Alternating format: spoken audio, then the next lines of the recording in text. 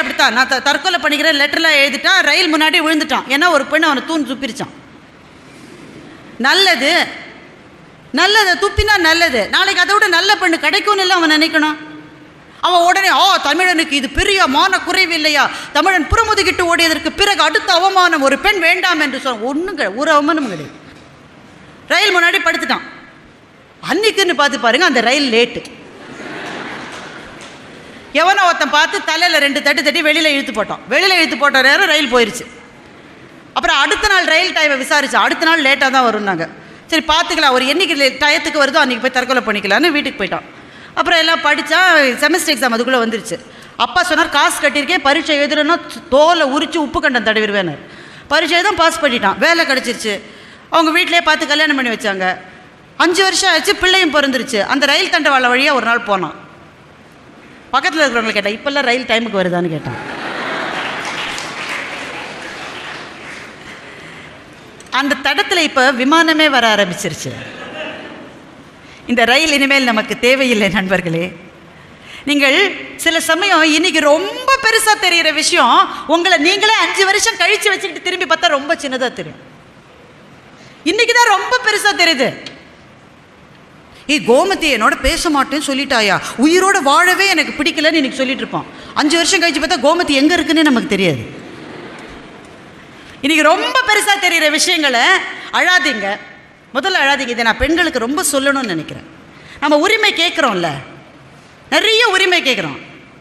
உரிமை கேட்டு யார் பேசினாலும் பயங்கரமாக கைத்தட்டி அவங்கள உசுப்பேற்றி விட்டு எல்லாம் பண்ணுறோம்ல. உரிமை கேட்கிற போது கடமையை சுமப்பதற்கு நாம் தயங்கக்கூடாது தோழிகளே. எப்பெல்லாம் உரிமை கேட்கிறோமோ அப்போது கடமை பல மடங்கு ஜாஸ்தி ஆயிரும். என்ன கடமை? மற்றவர்களுக்கு முன்னால் நான் காட்சி தருகிற போது நான் மதிக்கப்படுகிறவளாக காட்சி தர வேண்டுமே தவிர ஆசைப்படுவதற்கு உரியவளாக நான் காட்சி தரக்கூடாது. என்னை பார்த்தா மதிப்பு மரியாதையும் வரணும், இச்சை வரக்கூடாது. அது என்னுடைய கடமை, அது எனக்கான கடமை. அப்போ நான் உரிமை கேட்குறேன். அது எப்படி அவனுக்கு மட்டும் அந்த ப்ராஜெக்ட் கொடுக்குறீங்க, எங்களுக்கு கொடுக்க மாட்டிங்களா? ஏன்னா பாய்ஸ் தான் செய்யணுமா, நாங்கள் செய்ய மாட்டோமான்னு கேட்குறீங்கல்ல. அப்போ அவன் சாயங்காலம் 3 மணி நேரம் உட்காந்து செய்கிறா, ராத்திரி 8 மணி மட்டும் நீ செய்ய.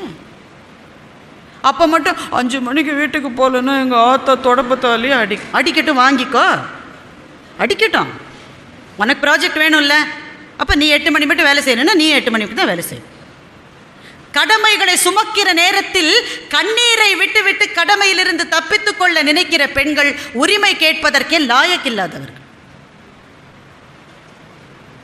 கண்ணீர் நமக்கான ஆயுதமே அல்ல, நமக்கான ஆயுதம் தன்னம்பிக்கையும் தைரியமும் தான். நமக்கான ஒரே ஆயுதம் அதுதான். பல ஆண்களை நீங்கள் பாருங்க, வீட்டம்மா ரொம்ப சண்டை போடும்போது அவர் நல்லா சண்டை போடுவார், வார்த்தைக்கு வார்த்தை பேசுவார். இந்த அம்மா சொல்லு, உங்கள் குடும்பத்தில் யாருமே சரியில்லை, ஏன் உன் குடும்பத்தில் மட்டும் யார் சரி? நல்ல வார்த்தைக்கு வார்த்தை பேசுவார். அந்த அம்மா யோசிக்க, இனிமேல் பேசி இந்த ஆளை ஒன்றும் செய்ய முடியாது. உடனே ஒரு தடவை அழும், நான் அவங்கள கட்டிக்கிட்டு என்ன சுகத்தை கண்டேன். உடனே அந்த ஆள் அப்படியே ஆஃப் ஆயிடுவார். அதோட சரிம்மா நீ அழாத, நீ என்ன சொல்லியோ தாயே அப்படி நீ செஞ்சு. என்னை பொறுத்தவரையில் இது ஒரு கேவலம். சண்டை போட்டால் சண்டை போடணும், சமாதானம்னா சமாதானம். அது என்ன அழுது சமாதானம் ஆகுது? அசிங்கம். அது அழுகை ஒரு ஆயுதமா? அந்த அழுகையின் மூலம்தான் நீங்கள் சொல்கிறீர்கள், நான் பலவீனமானவள், என்னை நீதான் பாதுகாக்க வேண்டும் என்று சொல்லுகிறீர்கள்.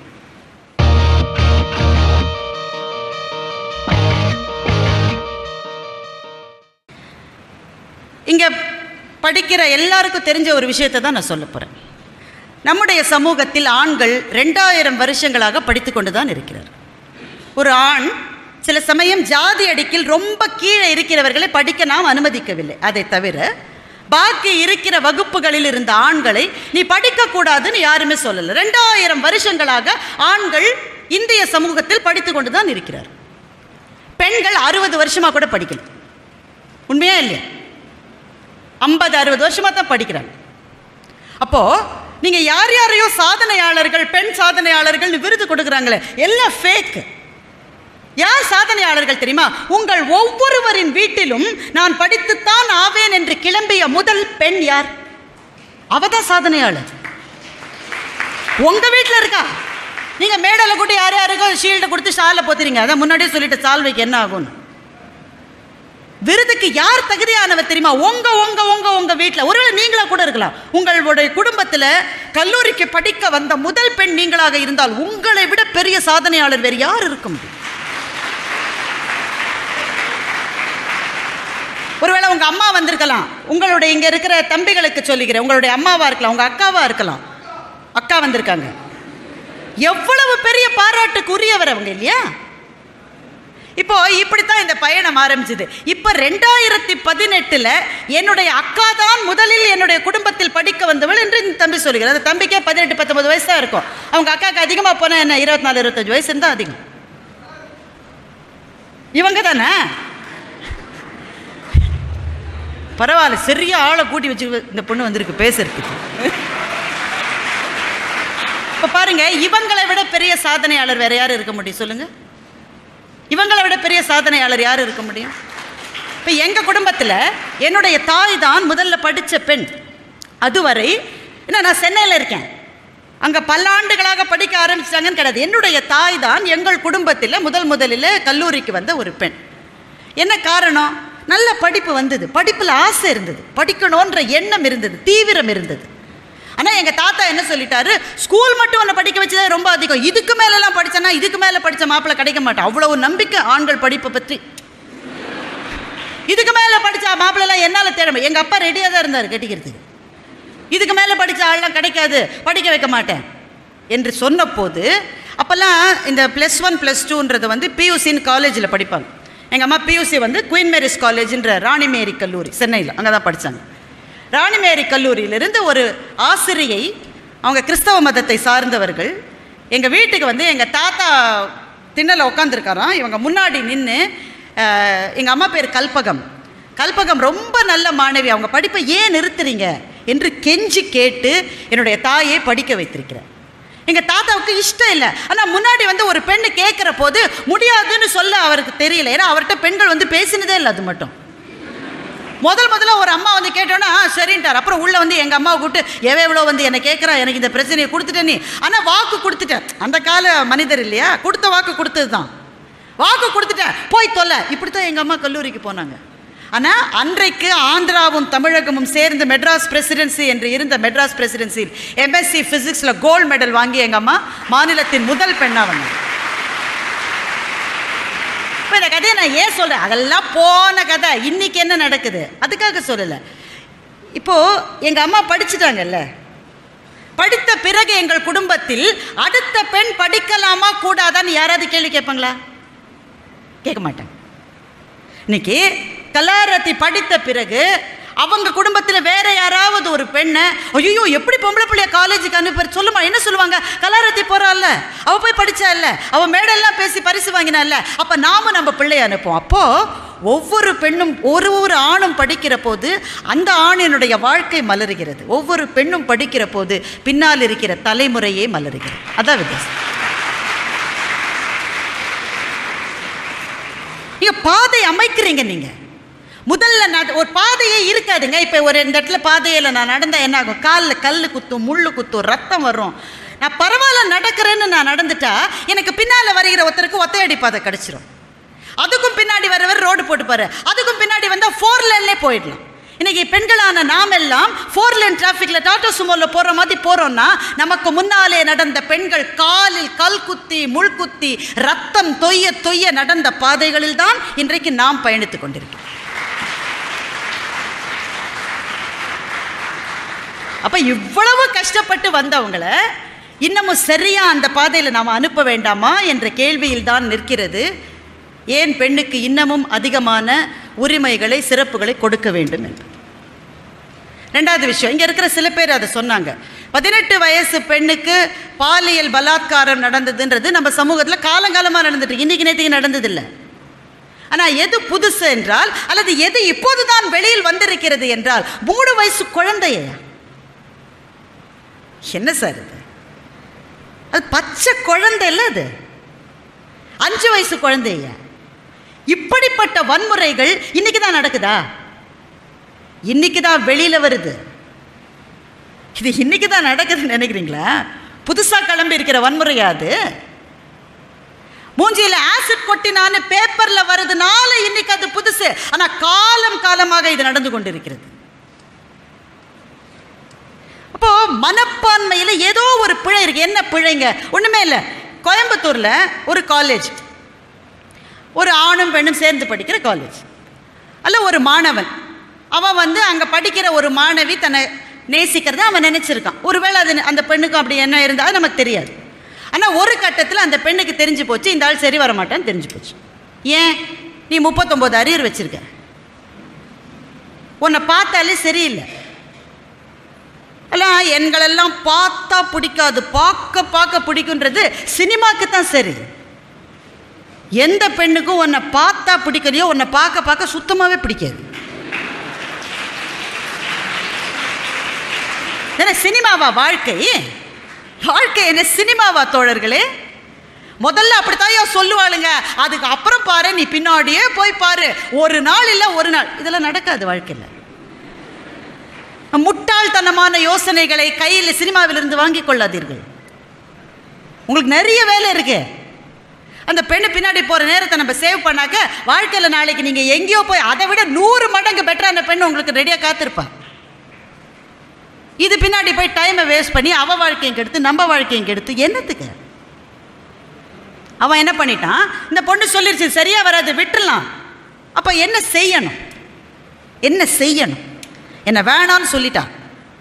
இது அவமானம் இல்லையா? அவமானம் தான். வருத்தம் இல்லையா? வருத்தம் தான். ஆனால் இந்த அவமானத்தையும் வருத்தத்தையும் எப்படி தாண்டணும் தெரியுமா? அவன் நினைக்கிறத விட பெரிய ஆளா காட்டி தான் இந்த அவமானத்தை தாண்டணும். நல்ல வேளை என்ன வேணான்னு சொன்னா சரியான வாய்ப்பு மச்சான், இதை விட பெட்டரா ஏதோ ஒன்று எனக்கு காத்திருக்கு. இதுதான் சரியான பார்வை. இதுதான் சரியான பார்வை.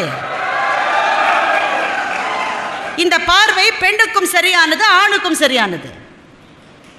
இதுல பெரிய விஷயம் இல்லை. வாழ்க்கையில் எல்லாம் திரும்பி வரும். ஒரு பஸ் போனா இன்னொரு பஸ் வரும், ஒரு காதல் போனா இன்னொரு காதல் வரும். திரும்பி வராதது நீங்க படிக்கிற 3 வருஷத்துல உங்களுக்கு இருக்கிற இந்த வாய்ப்பு, அது திரும்பி வராது. அதை விட்டுட்டீங்கன்னா திரும்பி வராது. பாக்கியெல்லாம் திரும்பி வரும். விஜய் மல்லையா இவ்வளவு பிரச்சனைக்கு பிறகு 3ஆவதா ஒரு பெண்ணை கல்யாணம் பண்ணியிருக்காரு. நீங்களே ஏன் அதுக்குள்ள இப்படி அவசரப்படுறீங்கன்னு எனக்கு புரியும். அது தானா வரும். வராதது இந்த நேரம், இது திரும்பி வராது. அப்போ கோயம்புத்தூரில் என்னாச்சு? அவன் கிளாஸில் உட்காந்துருக்கா, அவன் உள்ளே வரான். நம்ம தான் பார்க்குறோமே நிறைய, பின்னாடியிலேருந்து ஒரு அருவாளை எடுக்கிறான். அருவா வெயிட்டை விட அவன் வெயிட்டு கம்மியாக இருக்குது. பின்னாடியிலேருந்து ஒரு அரிவாளை எடுத்து அந்த பெண்ணை வகுப்பறையிலே வெட்டியிருக்கான். அந்த பொண்ணு செத்து போச்சு. அதை பற்றி நான் இனிமேல் பேச போகிறது. செத்து போச்சு, அது அதோடைய பிரச்சனை முடிஞ்சுது. எனக்கு அந்த பையனை பற்றி ரொம்ப கவலையாக இருக்குது. எனக்கு அந்த பையனை பற்றி தான் ரொம்ப கவலையாக இருக்குது. இப்போ என்ன நடக்கும்? ரிமாண்டில் போட்டே 5 வருஷம் 6 வருஷம் வைப்பாங்க. வழக்கு விசாரணைக்கு வழக்கு நடந்து முடியவே நண்பர்களே 10 வருஷம். தீர்ப்பு வருகிற போது உங்களுடைய நண்பர்கள் எல்லாம் கல்லூரியிலிருந்து வெளியே வேலைக்கு போய் கல்யாணம் முடித்து பிள்ளை பிறந்து அமெரிக்காவிலையோ துபாயிலையோ சென்னையிலையோ பாம்பேலையோ ஏதோ ஒரு ஊரில் நல்லா சம்பாதிச்சு வீட்டை கட்டிக்கிட்டு நல்லா இருப்பாங்க. நீ எங்கே இருக்க போகிற? நீ எங்கே இருக்க போகிற? 1 2 3 4 5 6 7 8 9. யாருக்கு நஷ்டம்? யாருக்கு நஷ்டம்?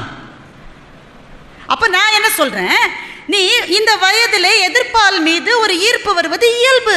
அதெல்லாம் வரவே கூடாது. அது என்ன? அதெல்லாம் நான் சொல்ல மாட்டேன். அதில் பொய். எல்லாருக்கும் வந்திருக்கு. 2000 வருஷம் முன்னாடி வள்ளுவரே காதல் பாட்டு பாடியிருக்காரு, அவருக்கு வரலையா? அப்படி தான் வரும். நான் மனசு இருக்கேன், அதை அறிவினால் அடக்கலாம். இப்போ தேவையில்லை. இது அவள் வேடான்னு சொல்லிட்டாளா, ரொம்ப நல்லது, அந்த பிள்ளை நல்லா இருக்கட்டும், நானும் நல்லா இருக்கேன், முடிஞ்சது. நண்பர்களை, காதலா இருந்தாலும் சரி, உறவா இருந்தாலும் சரி, நட்பா இருந்தாலும் சரி, அது எப்போது கசக்கிறதோ கை குலுக்கி இதோடு நாம் பிரிந்து போவோம் என்று சிரித்துக்கொண்டே நடக்கிற திண்மை மனசில் இருக்கணும். வாழ முடியாதா? வாழ முடியாதா? தாராளமா வாழலாம், தாராளமா வாழலாம். ஏன் பெண்மை வெல்கன்னு நான் சொல்றேன் தெரியுமா? அப்படி தாராளமா மனத்தின்மையோடு வாழ்ந்த சில பெண்களை வச்சு நான் சொல்றேன்.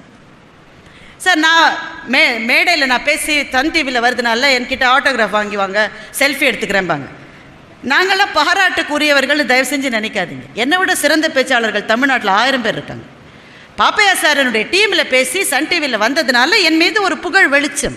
இது ஒரு 5 வருஷம் இருக்கலாம், 10 வருஷம் இருக்கலாம், இல்லை அதை விட கம்மியாக இருக்கலாம், இதெல்லாம் போயிடும். உண்மையில் பாராட்டுக்குரியவர்கள் யார் தெரியுமா? நான் போய் ஒரு பெண்ணோட செல்ஃபி எடுத்துக்கிட்டு ஆட்டோகிராஃப் வாங்கியிருக்கேன். அந்த பொண்ணு என்னை விட 10-15 வயசு சின்ன பொண்ணு. எனக்கு கொஞ்சம் ஆட்டோகிராஃப் போட்டு கொடுங்க ப்ளீஸ். அது போட்டு வச்சுருக்கேன், என் ஃபோனில் இருக்குது. அதை பிக்சர் எடுத்து என் ஃபோனில் வச்சுருக்கேன். அந்த பொண்ணோட பேர் லக்ஷ்மி அகர்வால், டெல்லி பொண்ணு. 15 வயசு அந்த பெண்ணுக்கு இருக்கிற போது டெல்லியில் பக்கத்து வீட்டிலேருந்து ஒருத்தன், அவனுக்கு 25-30 வயசு, அப்போவே ஓயாமல் வந்து I love you I love you I love you I love. 15 வயசு பொண்ணு, அது என்ன சொல்கிறதுன்னு தெரியல. என்ன தெரியுமா உங்களுக்கெல்லாம் பிரச்சனை? நீங்கள் இதை போய் வீட்டில் சொன்னால் படிப்பை நிறுத்திடுவாங்களோன்னு பயமாக இருக்கு. இது உங்களுடைய தவறு அல்ல நண்பர்களே, இது உங்கள் பெற்றோர்களினுடைய தவறு. என் பிள்ளைக்கு என்ன பிரச்சனை வந்தாலும் அவள் தேடி வருகிற முதல் ஆள் நான் அவளுடைய தாயாகத்தான் இருக்கணும். அப்படி ஒரு உறவு இல்லைன்னா என்ன புண்ணாக அம்மா பொண்ணு உறவு அது? அவளுக்கு ஒரு பிரச்சனை இருக்கு, அவள் பக்கத்தில் உட்காந்துருக்கிற பொண்ணுக்கு தெரியும், அவள் கிளாஸில் படிக்கிற பையனுக்கு தெரியும், டீச்சருக்கு தெரியும், அட்டெண்டருக்கு தெரியும், ஆயாவுக்கு தெரியும், அம்மாவுக்கு மாத்திரம் தெரியக்கூடாது. படிப்போட்டு நிறுத்திடும். என்ன இது? நம்ம பிள்ளைகளுக்கு பிரச்சனைன்னு நம்மள்ட்ட வந்து பேசாமல் பக்கத்து வீட்டில் போய் பேசுவாங்க. சொல்லுடா என்னடா பிரச்சனை உனக்கு? ஒன்றும் இல்லை, பயப்படாத, எனக்கும் அது மாதிரிலாம் நடந்துரு, அதெல்லாம் முடிஞ்சிடும் வாழ்க்கையில், பெரிய விஷயம் இல்லை. இப்படி சொன்னால் அந்த பெண்ணுக்கு எவ்வளோ தைரியம் வரும், எவ்வளோ தன்னம்பிக்கை வரும். லக்ஷ்மி அகர்வாலுக்கு சொல்ல முடியல, ஏன்? அவங்க அம்மா படிப்பை நிறுத்திடும். அதனால் வாய மூடி சும்மாவே இருந்தது. அவன் வந்து வந்து வந்து கேட்டான், 1 வருஷம் கேட்டான். 1 வருஷத்துக்கு அப்புறம் அவன் வெறியாகி, நீங்கள் கெமிஸ்ட்ரி படிக்கிறவங்க இங்கே இருப்பீங்க, 1 லிட்டர் நைட்ரிக் ஆசிட்டை வந்து மூஞ்சியில் கொட்டிட்டான். நம்ம லேபில் டெஸ்ட் பண்ணும்போது சில சமயம் அந்த பிப்பெட்டால் ஒரு துளி எடுப்போம். கெமிஸ்ட்ரி இருக்கா இல்லையங்க? இருக்குது. பிப்பெட்டால் ஒரு துளி ஆசிட்டை உறிஞ்சி எடுப்போம். தெரியாமல் சில சமயம் லேசாக போட்டுடும், அது டைல்யூட்டட் ஆசிட் தான். அந்த 1 நிமிஷம் எப்படி வலிக்குதுல, சுரீர்னு 1 லிட்டர் ஆசிட்டை கொட்டினா எப்படி இருக்கும்? அப்படிதான் இருந்தது அவளுக்கு. முகம், மார்பு, வயிறு எல்லாமே இல்லைன்ற மாதிரி எரிஞ்சு போயிடுச்சு. அது நல்ல வேளை கண்ணை ஏதோ அப்படி போட்டதுனால கண்ணு மாத்திரம் போயிடுச்சு, கண்ணு போகலை, முடியெல்லாம் போயிடுச்சு. எனக்கு ஏன் அந்த பொண்ணுகிட்ட ஆட்டோகிராஃப் ஆரம்பி தெரியுமா? என்ன இது என்ன புதுசாக? நம்ம ஊர்லேயே காரைக்கால் வினோதினி மேலே கொட்டலையா? ஏன் அவகிட்ட போய் நீ ஆட்டோகிராஃப் வாங்கலை? பாவம் அந்த பிள்ளை இல்லை. இப்போது Lakshmi Agarwal she survived, she sustained. அவள் என்ன செஞ்சான்னா, சுப்ரீம் கோர்ட்டுக்கு 10 வருஷம் நடையாக நடந்து இந்தியாவில் ஆசிட்டை வந்து சுண்டல் விற்கிற மாதிரி எல்லாருக்கும் விற்கக்கூடாதுன்னு ஒரு தடை உத்தரவு வாங்கிறதுக்கு 10 வருஷம் நடந்திருக்கா.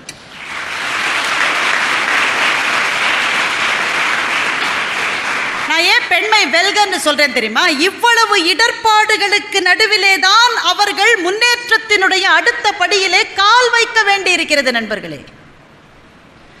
இத்தனை இடர்பாடுகள். அவளுக்கு ஒரு குழந்தை இருக்கு, இப்போ கல்யாணம் ஆகி குழந்தை இருக்கிறது. அவள் என்கிட்ட சொன்னா, உன் வாழ்க்கையில் ரொம்ப சந்தோஷமான நேரம் எது லக்ஷ்மி? அவள் சொன்னா, நான் தெருவில் போனால் பிள்ளைங்கள்லாம் என்னை பார்த்து அழும் மேடம். ஏன்னா பார்க்க பயங்கரமாக இருக்குல்ல, தெருவில் போனால் பிள்ளைங்கள்லாம் என்னை பார்த்து அழும். நான் வந்து டெல்லிக்காரங்க தான், அதனால் துப்பட்டாவை முகத்தில் ஃபுல்லாக மூடிட்டு தான் நான் தெருவில் போவேன். ஏன்னா என்னை பார்த்த பிள்ளைலாம் அழுது. அப்போ எனக்கு பிள்ளை, நான் ப்ரெக்னெண்ட்டாக இருந்தபோது எனக்கு என்ன பயம்னா, எனக்கு குழந்தை பிறந்தோன்னா அது என் முகத்தை பார்த்து பயந்தான் நான் என்ன செய்வேன்னா. அப்போ குழந்தை பிறந்தது 3 மாதம் ஆச்சு. 3 மாதம் மட்டும் பிள்ளைக்கு அம்மா முகம் தெரியாது, அந்த விஷன் ஃபிக்ஸ் ஆகாது. அப்படியே ஒன்று தெரியுமே தவிர விஷன் ஃபிக்ஸ் ஆகாது. 3 மாதம் கழித்து அந்த குழந்தைக்கு அம்மாவினுடைய முகம் தெரிந்த போது அந்த பிள்ளை சிரிச்சு தான். அவள் லக்ஷ்மி சொன்னா, அதுதான் என் வாழ்க்கையில் சந்தோஷமான நேரம். இங்கே இருக்கிற ஆண்களுக்கும் தெரியும், பெண்களுக்கும் தெரியும். ஏன் பெண்மை வெல்கன்னு நான் சொல்கிறேன் தெரியுமா? இந்த மனம் தாய்மைக்கான ஒரு மனம். இந்த மனம் தாய்மைக்கான ஒரு மனம். நாம் ஒவ்வொருவரும் ஏன் பெண்மை வெல்கன்னு சொல்லணும் தெரியுமா? முதல்ல நம்முடைய தாயை வாழ்த்துவதற்கும் போற்றுவதற்கும் இதைவிட சிறந்த மந்திரம் நமக்கு கிடையாது. உங்கள் எல்லாருக்கும் தெரியும், உங்கள் வீட்டில் உங்கள் அம்மாவுக்கு ஒரே ஒரு கனவு தான், நான் பட்ட கஷ்டத்தை என் பிள்ளை படக்கூடாது. இங்கே இருக்கிற ஆண்கள் எல்லாருக்கும் தெரியும், நீங்கள் வீட்டுக்கு போவீங்க, பசின்னு நீங்கள் சொல்ல மாட்டீங்க. உங்கள் முகத்தை பார்த்து உங்கள் அம்மா சொல்லும், சோறு தின்னலையா, அதை மூஞ்சிலே எழுதி ஒட்டியிருக்கேடா உனக்கு. அதெல்லாம் சாப்பிட்டாச்சு, எல்லாம் காலேஜில் சாப்பிட்டு தான் வர, சாப்பிட்ட மூஞ்சி எப்படி இடம் இருக்கும்? வா, நீ சோறு தின்ன மாட்டேன்னு எனக்கு தெரியும், வச்சுருக்கேன் வா. எத்தனை மணிக்கு போகிறீங்க வீட்டுக்கு? 10 மணிக்கு போகிறீங்க. உங்களுக்கு பசிக்கும்னு அந்த மனசுக்கும் வயிற்றுக்கும் எப்படி தெரியுது? அது வயிற்றில் இருக்கிற மட்டும் சரி, தொப்புள் கொடி உறவு இருக்குது. வெளியில் வந்துட்டீங்கல்ல, அந்த தொப்புள் கொடி அப்படியே தான் ஆக்டிவாக இருக்குல்ல, அதை யாருமே எரிக்க முடியாது.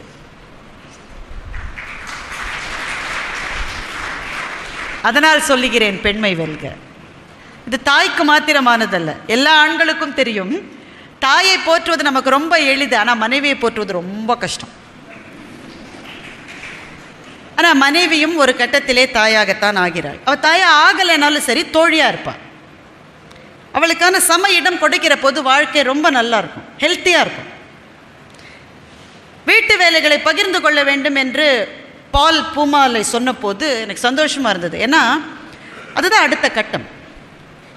இப்போது ஏன் இந்த கட்டத்தில் பெண்மை வெல்கன்னு நான் சொல்கிறேன்னாக்க, இன்னொரு 5 நிமிஷம் எடுத்துக்கலாமா? ஏன் நீ சாப்பிட்டு வந்திருப்ப தம்பி, நான் சாப்பிடலன்னு.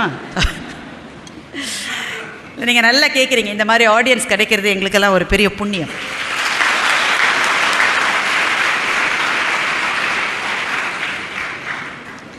ஏன்னா girls have attained academic dominance. இந்த வார்த்தையை நீங்கள் சரியாக புரிஞ்சுக்கணும். பார்த்தா சொன்னோம், நம்ம 60 வருஷமாக தான் பெண்ணு படிக்கிறா. ஆனால் 2000 வருஷமாக படிக்கிற ஆணை விட பெண்கள், மாணவர்களை விட மாணவிகள் 10th +2 அதிகமாக தான் தேர்ச்சி பெறுறாங்க. அவங்க 2000 வருஷமாக படிக்கிறாங்க, நீ 60 வருஷமாக தான் படிக்கிறான்னு நீ அவங்கள விட நல்லா படிக்கிற.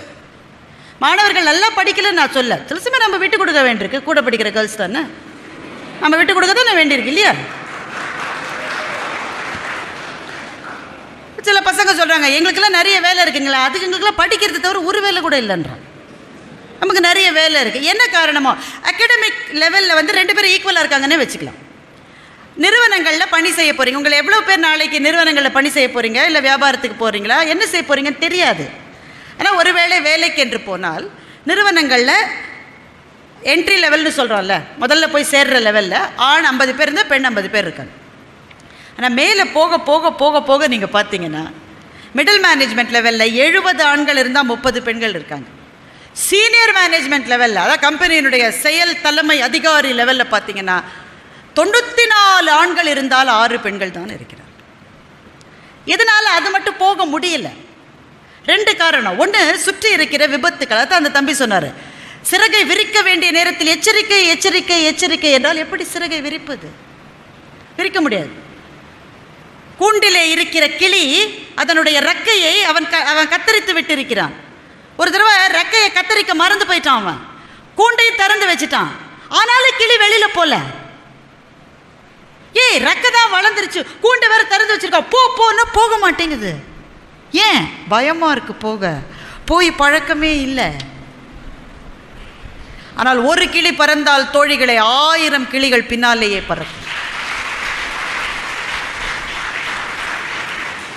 முதலாக பறக்க போகிற கிளிகளாக நீங்கள் இருங்கள். கூண்டு திறந்த பிறகும் ஏன் இன்னும் பறக்கவில்லை என்று அவர்களை பறக்க சொல்லி தூண்டுபவர்களாக இந்த மாணவர்கள் இருக்கட்டும். தோழிகளே, தோழர்களே, பெண் உரிமை என்பது பெண் ஆணுக்கு எதிராக செய்கிற போராட்டம் அல்ல. அது ஆணும் பெண்ணும் சேர்ந்து செய்ய வேண்டிய ஒரு பயணம். ஏன் அதை செய்யணும்? ஆண்கள் கேட்கலாம், அதுங்க வந்தால் வரட்டும், வராட்ட போட்டு எக்கேட கேட்டு போட்டு எனக்கு என்ன என்று நீங்கள் கேட்கலாம். அப்படி கேட்க முடியாது. ஏனென்றால் உங்களோடு இருக்கிற சக உயிர் ஒன்று உங்களை விட தாழ்ந்த நிலையில் இருந்தால் நாளைக்கு இந்த சமூகத்தில் பிறக்கப் போகிற பிள்ளைகள் இன்றைய பிள்ளைகளை விட கீழான நிலையில் தான் இருப்பார்கள். சமூகம் மேலே மேலே போகணும்னா ஒன்றா நம்ம எந்திரிச்சு வரணும். ஒன்று நான் கீழே தாழ ஜாதி மாதிரி ஆகிடும். ஜாதி அடுக்கில் இருக்கிற எல்லாருக்கும் 2 விஷயம் வேணும். அவர்களை அடக்குகிற ஜாதி ஒன்று மேலே இருக்கணும், இவர்களால் அடக்கப்படுகிற ஜாதி ஒன்று கீழே இருக்கணும். 2 இருந்தால் தான் ஜாதி அடுக்கு நிற்கும்.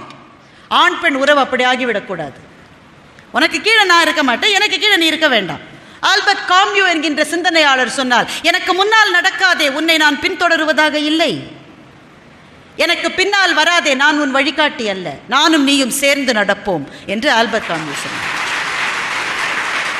ஆணும் பெண்ணும் ஒருவரிடம் ஒருவர் சொல்லிக்கொள்ள வேண்டிய விஷயம் இதுதான், சேர்ந்து நடப்போம். ஒருவருக்கு ஒருவர் உதவுவோம், முடிஞ்சா உதவுவோம், பிடிக்கலையா விலகி போயிடுவோம். ஒருத்தர் மேலே ஒருத்தர் ஆசிடை கொட்டுறது, தற்கொலை செஞ்சுக்கிறது, லெட்டர் எழுதி வச்சுட்டு ரயில் முன்னாடி போவது, என்ன சில்லி இதெல்லாம். இப்போது ஒரு பையன் அப்படித்தான், நான் தற்கொலை பண்ணிக்கிறேன் லெட்டர்லாம் எழுதிட்டான், ரயில் முன்னாடி விழுந்துட்டான். ஏன்னா ஒரு பெண்ணு அவனை துப்பிருச்சான். நல்லது நல்லது, துப்பினா நல்லது, நாளைக்கு அதை விட நல்ல பெண்ணு கிடைக்கும்னு இல்லை அவன் நினைக்கணும்.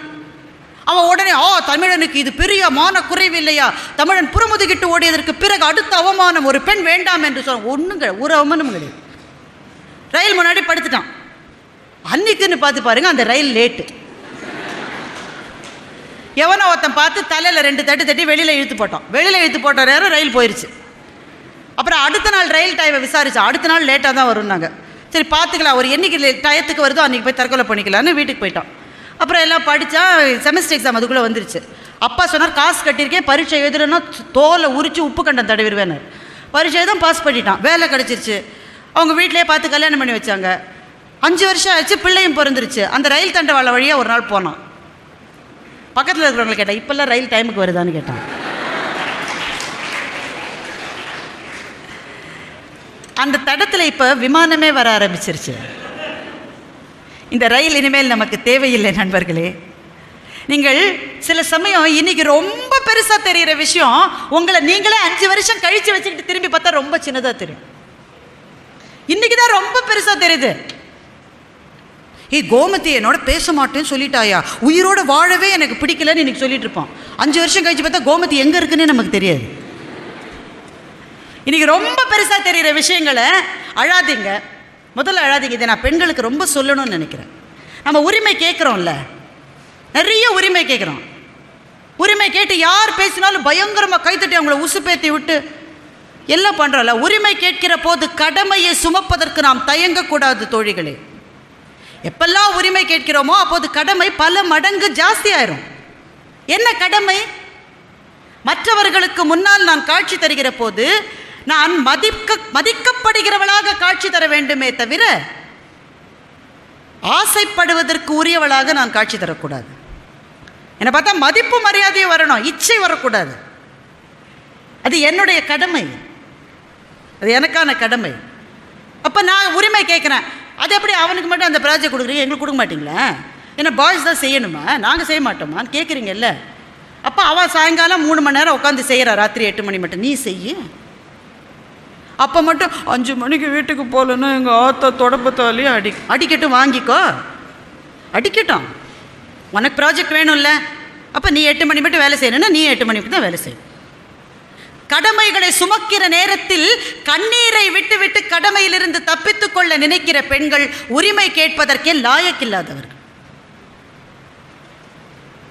கண்ணீர் நமக்கான ஆயுதமே அல்ல, நமக்கான ஆயுதம் தன்னம்பிக்கையும் தைரியமும் தான். நமக்கான ஒரே ஆயுதம் அதுதான்.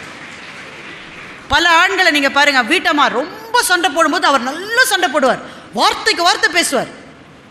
இந்த அம்மா சொல்லு, உங்கள் குடும்பத்தில் யாருமே சரியில்லை, ஏன் உன் குடும்பத்தில் மட்டும் யார் சரி, நல்ல வார்த்தைக்கு வார்த்தை பேசுவார். அந்த அம்மா யோசிக்க, இனிமேல் பேசி இந்த ஆளை ஒன்றும் செய்ய முடியாது. உடனே ஒரு தடவை அழும், நான் அவங்கள கட்டிக்கிட்டு என்ன சுகத்தை கண்டேன். உடனே அந்த ஆள் அப்படியே ஆஃப் ஆயிடுவார். அதோட சரிம்மா நீ அழாத, நீ என்ன சொல்றியோ தாய் அப்படி நீ செஞ்சு. என்னை பொறுத்தவரையில் இது ஒரு கேவலம். சண்டை போட்டால் சண்டை போடணும், சமாதானம்னா சமாதானம். அது என்ன அழுது சமாதானம் ஆகுது? அசிங்கம். அது அழுகை ஒரு ஆயுதமா? அந்த அழுகையின் மூலம்தான் நீங்கள் சொல்கிறீர்கள், நான் பலவீனமானவள், என்னை நீதான் பாதுகாக்க வேண்டும் என்று சொல்லுகிறீர்கள். உங்களை நீங்களே பாதுகாத்துக் கொள்ள முடியும், யாருடைய துணையும் நமக்கு தேவையில்லை. எதற்கு துணை தேவை என்றால் சேர்ந்து பயணம் செய்யலாம். உனக்கு நான் துணை, எனக்கு நீ துணை. இப்படி போகிற பாதையில் இன்றைக்கு பெண்கள் பின்தங்கி இருக்கிறார்கள். 2 காரணம் சொல்கிறேன். இன்னமும் கூட இந்தியாவில் the birth ratio of men is to women நீங்கள் பார்த்தீங்கன்னாக்க பல மாநிலங்களில் இருக்க வேண்டிய எல்லைக்கு மிக கீழாகத்தான் பெண்களினுடைய பிறப்பு விகிதம் இருக்கிறது. அது பஞ்சாபில் இருக்கலாம், கேரளாலே கம்மியாக இருக்கு, இப்போ பல இடங்களில் கம்மியாக இருக்கிறது. உயர் பதவிக்கு போகிற பெண்களினுடைய எண்ணிக்கை சரிந்து கொண்டு போகிறதே தவிர வளர்ந்து கொண்டு போகவில்லை. பாலியல் வன்முறைக்கும் ஆசிட் வீச்சுக்கும் ஆளாகிற பெண்களினுடைய எண்ணிக்கை, ரிப்போர்ட்டட் கிரைம்ஸ் வளர்ந்து கொண்டே போகிறது இந்தியா முழுவதும். 3 காரணம். நீங்கள் ஐடி செக்டருக்கு போகிறீங்க, ராத்திரி தான் ப்ராஜெக்ட் இருக்கும், கிளையண்ட் அமெரிக்காவில் இருப்பான், அவனுடைய பகல் நேரத்தில் தான் நீங்கள் வேலை செய்யணும். நீங்கள் வெளியே வர்ற போது 11 மணி, எந்த பயமும் இல்லாமல் எந்த துன்பமும் இல்லாமல் 2 வீலர் எடுத்துக்கிட்டு எந்த பெண் தன்னுடைய வீட்டுக்கு போக முடிகிறதோ அன்றைக்கு நாம் சொல்லுவோம், இனிமேல் பெண்களுக்கு கூடுதலான உரிமைகள் தேவையில்லை என்று சொல்லுவோம். அந்த நிலை வருகிற வரையில் உரிமைக்கான எங்கள் குரல் ஒலித்துக் கொண்டிருக்கும். நண்பர்களே, நீங்கள் எங்களோடு கூட வாருங்கள், எங்களோடு நீங்கள் பயணம் செய்யுங்கள். நான் இப்படி சொல்லிவிட்டு முடிக்கிறேன். பெண்களுக்கானது இது. எதையுமே முதல்ல நீங்கள் செய்கிற போது கஷ்டமாக இருக்கும். இந்த பிள்ளை தான் இந்த அவங்க குடும்பத்தில் முதல்ல படிக்குது, ரொம்ப ஈஸியாக, அது ஈஸியாம்மா, அது உனக்கு ஈஸி கிடையாது. அதை மீறி வந்து இன்றைக்கி ஸ்டேஜில் போடுன்னு போடுதுன்னா இதற்கு பின்னால் வலி இருக்கிறது. நண்பர்களே, நீங்கள் வெற்றியாளர்களை தான் பார்க்கிறீர்கள். ஒவ்வொரு வெற்றிக்கு பின்னாலும் யார் இருக்கிறார்? ஆணின் வெற்றிக்கு பின்னால் பெண் இருக்கிறார், பெண்ணின் வெற்றிக்கு பின்னால் ஆண் இருக்கிறார். எந்த வெற்றிக்கு பின்னாடி யாரும் கிடையாது. நீங்கள் தான் தனியாக இருக்கீங்க. உங்கள் வெற்றிக்கு பின்னாலே இருப்பது உங்கள் தோல்வி, உங்கள் வெற்றிக்கு பின்னாலே இருப்பது உங்கள் அவமானம், உங்கள் வெற்றிக்கு பின்னாலே இருப்பது நீங்கள் வடித்த வியர்வையும் கண்ணீரும் ரத்தமும் மாத்திரம்தான். அந்த பாதையிலே போகிற போது சில சமயம் தனியாக தான் இருக்கும். ஒரே ஒருத்தரை நினச்சிக்கோங்க, பயமாகவே இருக்காது. முத்துலட்சுமி ரெட்டி தமிழகத்தினுடைய முதல் பெண் டாக்டர். புதுக்கோட்டை மாவட்டத்தில் அந்த அம்மா 6ஆம் கிளாஸ் படித்த போது ஊரெல்லாம் கூடி மண்ணை வாரி தூத்திருக்காங்க. ஐயோ, பொம்பளை பிள்ளை 6ஆம் வகுப்பு படிக்க வைக்கிறாங்களே, ஊர் விளங்காமல் போயிடும். எந்த கிளாஸுக்கு? 6ஆம் கிளாஸ். அந்த அம்மா MBBS படித்தப்போ என்னென்ன சொல்லியிருப்பாங்க அந்த ஊரில். மெட்ராஸ் மெடிக்கல் காலேஜில் MBBS படிக்கிறாங்க. ஷி வாஸ் ஒன்லி உமன் தேர். ஒரு பெண் லெக்சரர் கிடையாது. அலுவலகத்து பணியாளர்கள் யாருமே பெண்கள் கிடையாது. ஒரே ஒரு பெண் தன்னந்தனியாக இழுத்து போர்த்தி கொண்ட சேலையோடு ஓரத்தில் ஒரு சேரில் உட்காந்து நோட்ஸ் எழுதிக்கிட்டு அப்படி தான் தமிழ்நாட்டினுடைய முதல் பெண் டாக்டர் உருவானார். ஆனால் அந்த பெயர் இன்னமும் காலத்தால் மறக்கப்படாத பெயராக இருக்கிறது. காலக்கரையான்கள் இன்னமும் அந்த பெயரை அழிக்கவில்லை. சில பேரை நினைத்து காலமாகிவிட்டது, சிலர் விஷயத்தில் காலமாகிவிட்டது. முத்துலட்சுமி ரெட்டி அப்படிப்பட்டவங்க. நீங்கள் அந்த சாண்ட்விச் ஜெனரேஷனில் இருக்கீங்க. சில இடங்களுக்கு தனியாக போகணும், சில இடங்களுக்கு போய் படிக்க போகணும், வேலை செய்ய போகணும், ஏதோ ஒன்றுத்துக்காக போகணும். தமிழ்நாட்டில் இன்றைக்கு இருக்கிற சூழ்நிலை மிக ஆரோக்கியமானது. பக்கத்தில் இருக்கிற தூத்துக்குடியிலே போராட்டம் நடக்கிறது. நண்பர்களே, போராட்டத்தினுடைய முன் வரிசை முழுவதிலும் உட்கார்ந்திருப்பது பெண்கள், பெண்கள், பெண்கள். டாஸ்மாக் கடைகளை உடைத்து நொறுக்கலாம் என்று போகிற பெண்ணுக்கு எங்கிருந்து வந்தது அந்த வலிமை? 1.5 டன் அடிடா ஓங்கி அடிச்சான்னு சூர்யா சொன்னாரு. சூர்யா அடியில் நான் அதை பார்க்கல, டாஸ்மாக்கை உடைக்கிற பெண்ணினுடைய அடியில் நான் அதை பார்த்தேன். அடிக்கிறா சார் டாஸ்மாக். அதுக்கு நடுவில் நம்ம ஆளு உள்ள பூந்து உடைச்ச கடையிலேருந்து 2 பாட்டில் எடுத்துட்டு வர்றான். கடையை அடிச்சு உடைக்கிறா சார். நெடுவாசல் போராட்டத்தில் முன் வரிசையில் உட்கார்ந்திருக்கா. மெரினாவில் நான் கண்ணால் பார்த்தேன். எத்தனை ஆண்கள் இருந்தார்களோ சரிக்கு சரியாக பெண்கள், இளம் பெண்கள் உட்கார்ந்திருந்தார். தமிழ்நாட்டின் அத்தனை போராட்டங்களிலும் இன்று பெண்கள் முன்னால் நிற்கிறார்கள். இது தானா சேர்ந்த கூட்டம். இது எந்த தலைவருக்கும் சேர்ந்த கூட்டம் இல்லை. இது தலைவர்களுக்காக சேர்ந்த கூட்டம் இல்லை. எங்கள் பிரச்சனைகளுக்கு நாங்கள் போராடுகிறோம் என்று எழுந்து வருகிறார்கள். அந்த பெண்களுக்கு பின்னாலே ஆண்கள் நின்று போராடுகிறார்கள் என்றால் இது மிகச்சரியான நேரம், மிகச்சரியான பாதை. இந்த பாதையிலே நின்று நாம் சொல்லுவோம். 100 வருஷத்துக்கு முன்னால் பாரதி பாடியதாக சொன்னார் பூமாலை. 100 வருஷம் ஆச்சு பாரதி பாடி. உங்கள் பக்கத்து ஊரில் தான் பொண்ணு எடுத்திருக்காரு. கடையத்திலே இருந்த போது பாரதி தன்னந்தனியாக இருந்தார். சோறு கூட வீட்டில் வச்சு அவருக்கு போடலை. அவரை தனியாக வச்சு யாரோ போய் சோறு கொடுத்துட்டு வந்தாங்க. ஏன்னா ஊருக்குள்ளே வந்தால் கூட அவருக்கு மரியாதை கிடையாது. அப்படி தனிமையில் வாழ்ந்த பாரதி தான் சொன்னான். அதை சொல்லி நான் என்னுடைய உரையை முடிவு செய்கின்றேன். போற்றி போற்றி ஜெய ஜெய போற்றி புதுமை பெண்ணொளி வாழி பல்லாண்டிங்கு மாற்றி வையகம் புதுமையுறச் செய்து மனிதர் தம்மை அமரர்களாக்கவே ஆற்றல் கொண்ட பராசக்தி அன்னை தன் அருளினால் ஒரு கன்னிகையாகியே தேற்றி உண்மைகள் கூறிட வந்திட்டால் செல்வங்கள் யாவற்றிலும் மேற்செல்வம் எய்தினோம். பெண்மை வெல்க, அந்த வெற்றிக்கு ஆண்மை துணையாகுக என்று சொல்லி விடைபெறுகிறேன். நன்றி, வணக்கம்.